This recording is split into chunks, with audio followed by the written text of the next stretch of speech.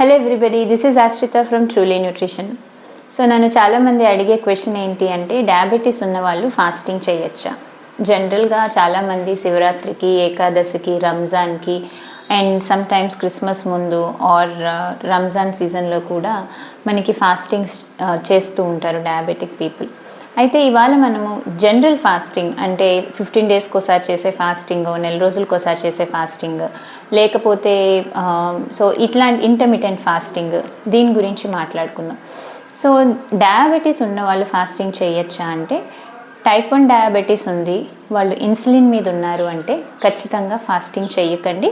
ఒకవేళ మీరు ఫాస్టింగ్ చేద్దాం అనుకున్నా సరే, మీరు మీ కన్సర్న్ డయాబెటీషియన్ దగ్గరికి వెళ్ళి మీరు ఎలాంటి ఫాస్టింగ్ చేద్దాం అనుకుంటున్నారు, దానికి తగ్గట్టుగా ఇన్సులిన్ని ఎలా మార్చుకోవాలి అన్న ఇన్స్ట్రక్షన్స్ తీసుకుని కానీ ముందుకు వెళ్ళకండి.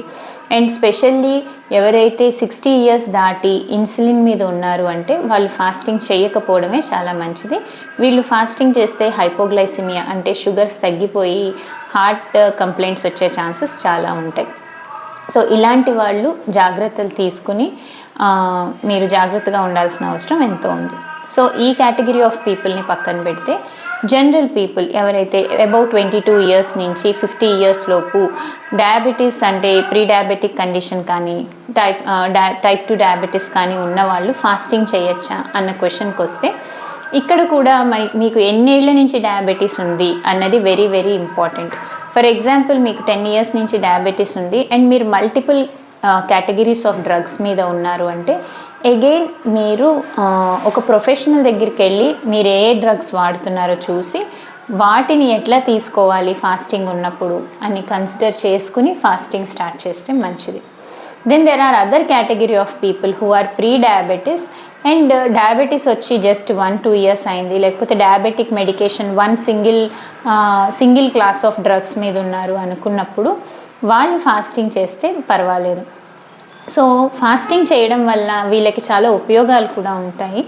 ఒకటి, ఇన్సులిన్ రెసిస్టెన్స్ అన్నది తగ్గి ఇన్సులిన్ సెన్సిటివిటీ పెరుగుతుంది.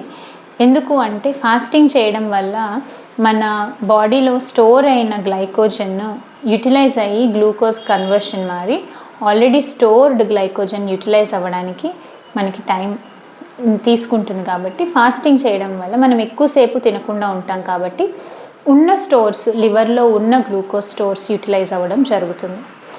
రెండోది ఏంటి అంటే ఫ్యాట్ యూటిలైజేషన్ కూడా జరుగుతుంది. సో లివర్లో స్టోర్ అయి ఉన్న ఫ్యాట్, ఎవరైతే ఫ్యాటీ లివర్తో సమస్యతో బాధపడుతున్నారో, టైప్ 1 గ్రేడ్ 1 ఫ్యాటీ లివర్ ఉంది, సో ఇలాంటి వాళ్ళు ఫాస్టింగ్ చేయడం వల్ల ఏంటంటే లివర్లో ఉన్న ఫ్యాట్ యూటిలైజ్ అవ్వడానికి ఫాస్టింగ్ ఎంతగానో ఉపయోగపడుతుంది. ఎందుకంటే మనం కంటిన్యూస్గా గ్లూకోజ్ సప్లై ఇవ్వట్లేదు. ఎవ్రీ 2 అవర్స్కో 4 అవర్స్కో తింటుంటే వెంటనే మన బాడీ గ్లూకోజ్ అందుతుంది. ఆల్రెడీ ఎక్సెస్ గ్లూకోజ్ ఉన్నప్పుడు మనం ఎక్స్ట్రా పైన గ్లూకోజ్ సప్లై చేస్తే ఇది ఫ్యాట్గా కన్వర్ట్ అవుతుంది.